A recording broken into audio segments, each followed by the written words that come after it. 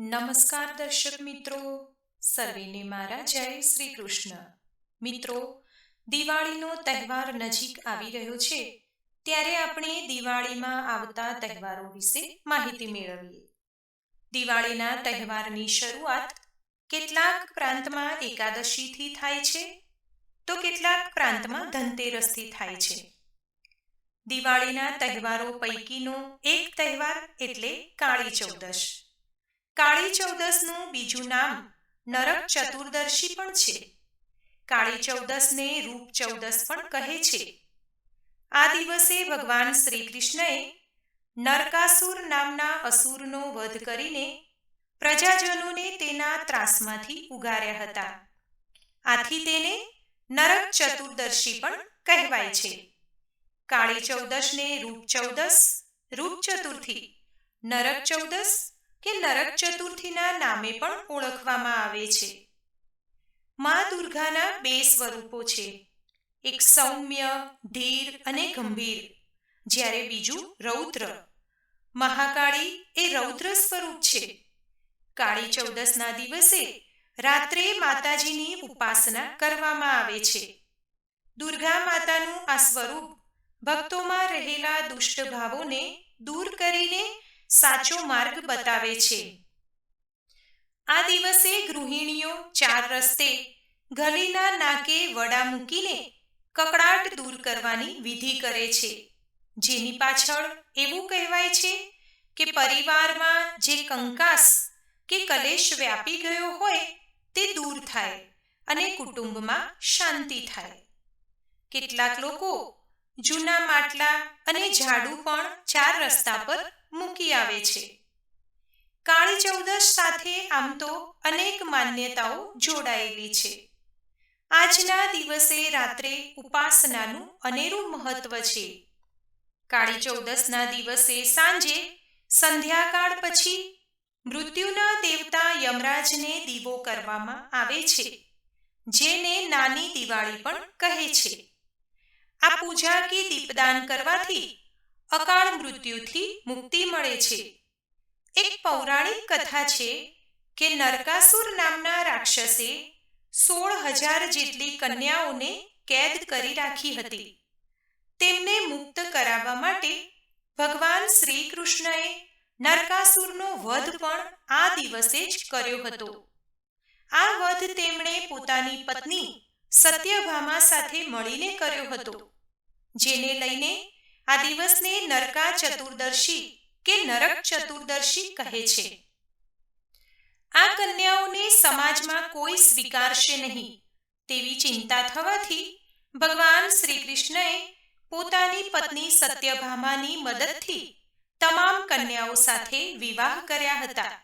એટલે જ ભગવાન શ્રી કૃષ્ણની 16,108 પત્નીઓ ગણવામાં આવી હતી. એવું કહેવાય છે કે કાળી ચૌદસના દિવસે સૂર્યોદય પહેલા પ્રત્યુષ કાળમાં સ્નાન કરો તો યમલોકના દર્શન કરવા પડતા નથી. આજના દિવસે આટલા કામ કરવાથી જરૂર બચજો. કાળી ચૌદસના દિવસે કેટલાક કામો કરવાથી બચવું જોઈએ, નહીં તો આખું વર્ષ ઘરમાં દરિદ્રતાનો વાસ રહે છે એમ કહેવાય છે. નરક ચતુર્દશીના દિવસે જે લોકોના પિતા જીવતા હોય તેમણે ભૂલે ચૂકે પણ યમદેવને તલ અર્પણ ન કરવા. આનું કારણ એ છે કે તર્પણ વિધિ વખતે પિંડમાં તલનો ઉપયોગ થાય છે. આથી આજના દિવસે આવું કરવાથી પરિવાર પર સંકટ ઊભું થાય છે. આજના દિવસે જીવ હત્યા કરવી જોઈએ નહીં, કારણ કે આ દિવસે યમરાજની પૂજા થાય છે. આથી જીવ હત્યાથી પાપ લાગે. આજના દિવસે અન્નનું અપમાન ન કરવું. અન્નનું અપમાન કરવાથી હંમેશા માટે તરસતા રહેવું પડશે. કાળી ચૌદસના દિવસે તેલનું દાન ન કરવું. આમ કરવાથી લક્ષ્મી ટકતી નથી. કાળી ચૌદસના દિવસે ક્યારે મોડા સુધી સૂવું નહીં અને મોડેથી ઉઠવું નહીં. આમ કરવાથી ભાગ્ય હંમેશા માટે સૂતું રહે છે. કાળી ચૌદશના દિવસે ઝઘડો ભૂલથી પણ ન કરવો. આમ કરવાથી હંમેશા માટે નકારાત્મકતાનું વાતાવરણ બની રહે છે. આજના દિવસે ભૂલે ચૂકે માંસાહારી ભોજન ન કરવું. માંસાહારી ભોજન કરવાથી નરકની યાતના ભોગવવી પડે છે. કાળી ચૌદસે દારૂનું સેવન ન કરવું. દારૂ એ તામસી પ્રકૃતિનું ગણાય છે. આજના દિવસે ઝાડુને પગ ન મારવો અને ઝાડુને ક્યાંય ઊભું પણ ન રાખવું. ઝાડુને પગ મારવાથી કે ઊભું રાખવાથી ધનનો ખર્ચ વધે છે. દક્ષિણ દિશા એ યમરાજની દિશા ગણાય છે. આથી કાળી ચૌદસના દિવસે ઘરના દક્ષિણ ખૂણાને જરાય ગંદો રાખવો જોઈએ નહીં. તેનાથી યમરાજ નારાજ થાય છે એવું કહેવાય છે. હવે આપણે જાણીશું કે કાળી ચૌદસનું મહત્વ શું છે. હિન્દુ સંસ્કૃતિનો કોઈ એક તહેવાર દેશના અલગ અલગ ખૂણે અલગ અલગ રીતિ રિવાજ અને પરંપરા સાથે ઉજવાય છે. ભારતની પ્રજા વિવિધતામાં એકતા દર્શાવતી પ્રજા છે.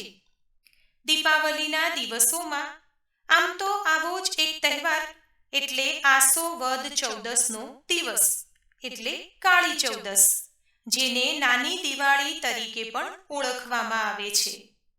દીપ પ્રાગટ્ય અને રોશનીની ઉજવણીનો આ એક દિવસ એટલે મહાકાળીની પૂજા અને મંત્ર તંત્ર સાધના.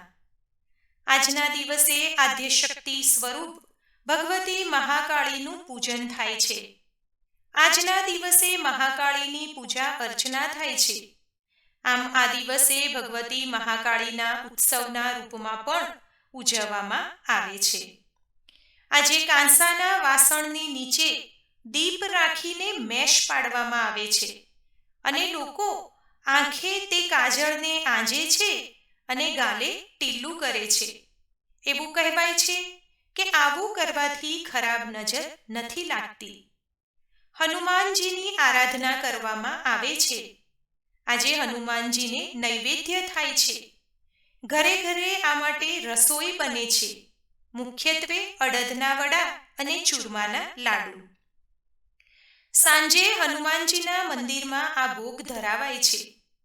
આજે સૌરાષ્ટ્રના તો લગભગ પ્રત્યેક ગામમાં આ દિવસનું મુખ્ય મહત્વ તો આ જ છે.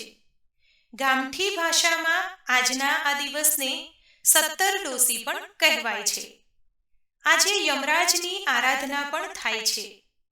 ધનતેરસની જેમ આજના દિવસે પણ યમરાજની પૂજા થાય છે. સંધ્યાકાળે યમદીપ પ્રગટાવાય છે અને પ્રાર્થના કરાય છે, જેથી અકાળે યમરાજનું આગમન થતું નથી અને તેમની કૃપા આપણા પર સદાય બની રહે છે. માટે આજે યમ પૂજાનું પણ ખૂબ જ મહત્વ છે. આજના દિવસને રૂપચૌદસ તરીકે પણ ઓળખવામાં આવે છે. આજે વહેલા સ્નાન કરવાનું ખૂબ મહત્વ છે. પદ્મપુરાણ અને ભવિષ્ય પુરાણમાં આનું વર્ણન છે. વહેલા ઉઠીને સ્નાન કરીને શરીરે તલના તેલની માલિશ કરવામાં આવે છે. બલિ સામ્રાજ્યમાં વામન અવતાર દરમિયાન ભગવાન વિષ્ણુએ ધનતેરસ, કાળી ચૌદશ અને દિવાળીના દિવસોમાં 3 દિવસમાં 3 ડગલા જમીન રાજા બલિ પાસેથી માંગી હતી, જે બલિએ આપી દીધા બાદ ભગવાને વરદાન આપેલું કે આ 3 દિવસ પૃથ્વી પર બલિરાજાનું રાજ રહેશે. દરેક ઘરે દીપક પ્રગટશે અને ઉત્સવ થશે. આમ આપણા પર અત્યારે મહારાજ બલિનું રાજ્ય છે અને આપણે તેના પ્રજાજનો છીએ એ આપણે ના ભૂલવું જોઈએ. વળી એક અન્ય લોકવાયકા પ્રમાણે આજે બ્રાહ્મણો અને નિર્ધનોને વિવિધ પ્રકારનું દાન આપવાની પણ પ્રથા છે. દરેકે જરૂરી અને અત્યંત અસહાય વ્યક્તિને આજના દિવસે બનતી મદદ કરવી જોઈએ. એમ કરવાથી વિવિધ દેવોની કૃપા ક્ષણભરમાં મળે છે એવું પ્રાચીન ગ્રંથોમાં બહુ જ વિશ્વાસપૂર્વક કહેવાયું છે. ચૌદશ ભલે કાળી છે, પરંતુ તે ધનતેરસ અને દીપાવલી જેવા પ્રકાશના પર્વનો સંગ કરીને પોતાનું મહાત્મય વધારી દે છે. આ બાબત ધ્યાનમાં રાખીને આપણે પણ આપણા વિચારો, આપણી વાણી અને આપણા વ્યવહારની ખામીઓને સુધારીને મનની અંદરનો આ અંધકાર પ્રકાશમાં ઓગાળી ન શકીએ? સારા મિત્રો, સારા સંબંધો, સારું વાંચન, આ બધા જ આપણી આસપાસની ધનતેરસ અને દીપાવલી જેવા જ છે, જેના સંગે આપણે આપણા નકારાત્મક વિચારોને કાળી ચૌદસ અને દીપાવલીની હકારાત્મકતામાં ફેરવી શકીએ છીએ. આપણા સૌના વિચારોમાં ક્યાંક ને ક્યાંક છુપાયેલી નકારાત્મકતાની ચૌદસ આથમે અને હકારાત્મકતાના દીવડા ઝગમગે, એવી જ આપણે સૌ કામના કરીએ. અંતે અનેક પ્રથાઓથી ભરપૂર અને એમાં જ વૈવિધ્યમાન એવા કાળી ચૌદસના દિવસની આપ સૌને ખૂબ ખૂબ શુભકામનાઓ. તો મિત્રો, આ હતી કાળી ચૌદસના દિવસની જાણવા જેવી વાતો. મિત્રો, હું આશા રાખું કે આજનો આ વિડીયો તમને જરૂરથી પસંદ આવ્યો હશે. વિડીયો પસંદ આવ્યો હોય તો લાઈક કરજો, તમારા મિત્રો સાથે વધારેમાં વધારે શેર કરજો. ચેનલને પહેલી જ વખત જોઈ રહ્યા હોય તો સબસ્ક્રાઇબ જરૂરથી કરી લેજો, જેથી નવા આવનારા તમામ વિડીયો આપને સાંભળવા મળતા રહે. ધન્યવાદ. સર્વેને મારા જય શ્રી કૃષ્ણ.